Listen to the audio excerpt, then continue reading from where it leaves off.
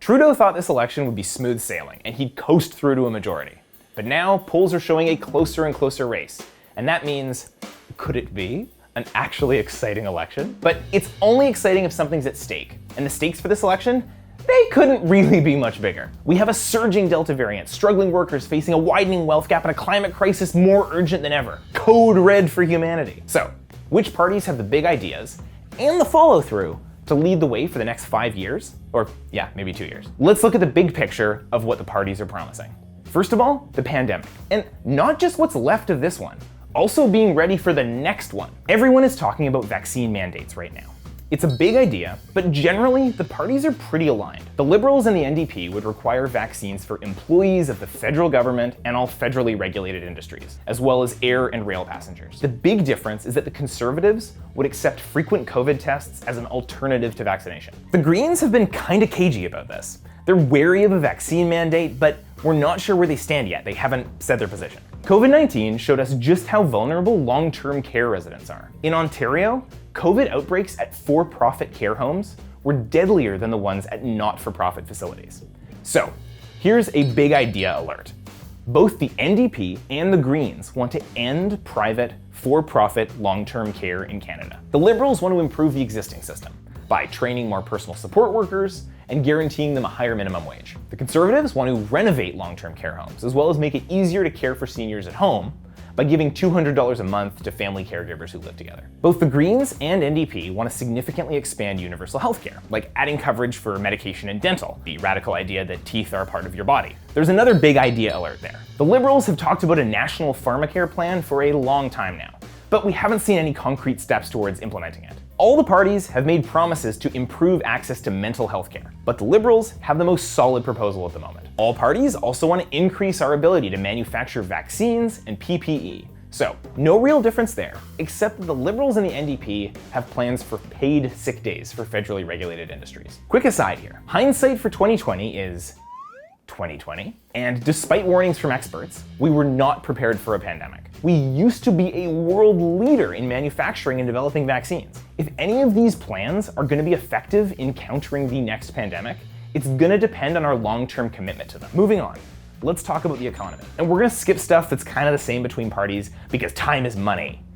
That's an economy joke. The Liberals already implemented a lot of COVID relief programs. You might be familiar with some of them. They will extend the wage subsidies and the rent assistance to Canadian businesses. And they want to add special assistance for tourism and the arts. God, I miss concerts.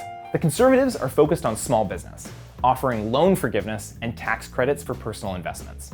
And they want to help out with paying for new employees' salaries. In addition to increasing EI to the same level as CERB and extending COVID emergency benefits, the NDP are planning to increase the minimum wage and eventually provide a guaranteed livable income for all Canadians, starting with seniors and those with disabilities. They plan to fund it with a wealth tax. The Green Party has supported a guaranteed income for decades, and they want to implement one that's based on the CERB system. This is a very big idea from both of these parties, but there's a lot of details to work out, so it's also a somewhat vague idea. There's so much in this category, we can't get into it all, so I'm gonna do a quick economy lightning round, blitz through it real fast. The Liberals and the NDP want to tax big companies, particularly those who profited during the pandemic. The NDP also wants to tax top earners and all corporations more. Both the NDP and the Greens are in favor of taxing not just income, but also wealth. The Conservatives are Oprah for tax credits. You get a tax credit, you get a tax credit, you get a tax credit. Seriously, you probably would get a tax credit related to investing in a small business, paying for childcare, or even going on a vacation within Canada. Speaking of childcare, both the Liberals and the NDP plan to provide it for $10 a day, which is a big idea and one that's already been set in motion by the Liberals. Finally, the climate crisis. Canada is still committed to the Paris Agreement to reduce our emissions 30% by 2030. The Conservatives have pledged to reach that, whereas every other party has promised to go beyond. So, how will they get there? Carbon tax has been a polarizing topic in the past elections. The NDP and the Liberals support the version currently in place. $40 a ton, set to rise to $170 a ton by 2030. The Green Party has also long supported the carbon tax. Even the Conservatives have their own version of this now, although they're not calling it a tax. With their carbon plan, you would pay into a low carbon savings account, which you could use to purchase government approved green items like transit passes or a bicycle. This would have got a big idea alert, since it's the only change to the status quo and it focuses spending from the tax rebate on green items. But it's coupled with such a low price on carbon compared to the other parties that it's essentially just a reduction in our carbon tax. The Liberals have announced $8 billion along with a tax break for companies making emissions reducing tech. But that being said, our emissions have gone up each year between 2016 and 2019 under the Liberals, and they did buy a pipeline. The Conservatives will invest $5 billion in carbon capture and storage technology. The problem is that it's hard to take the Conservatives' climate plan seriously, when this year, their party rejected the policy position that climate change is real. It's like saying, Bigfoot's not real, pack your gun, we're going hunting for Bigfoot.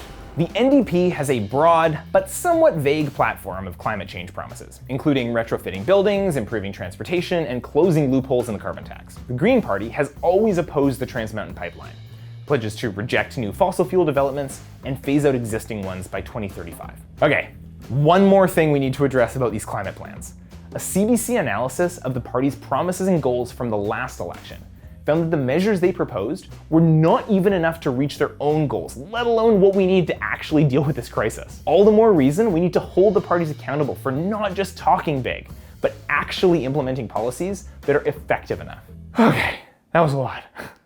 Bottom line, the parties have some genuinely great ideas this time around, but we're not convinced that any one party's ideas are enough on their own. We need to hold our politicians accountable to come up with even more creative, equitable solutions to the massive challenges Canada's facing right now. Our goal at the Tyee is to do just that. So subscribe and follow us for more.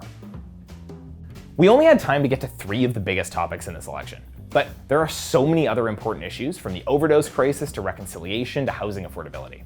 You can find coverage of all of these at thetyee.ca. What is your top issue? Let us know in the comments. You get a tax credit! You get a tax credit! Lucas, look at me! Look at me! Look at me! You get a tax credit! Ha ha! Everyone gets a tax credit.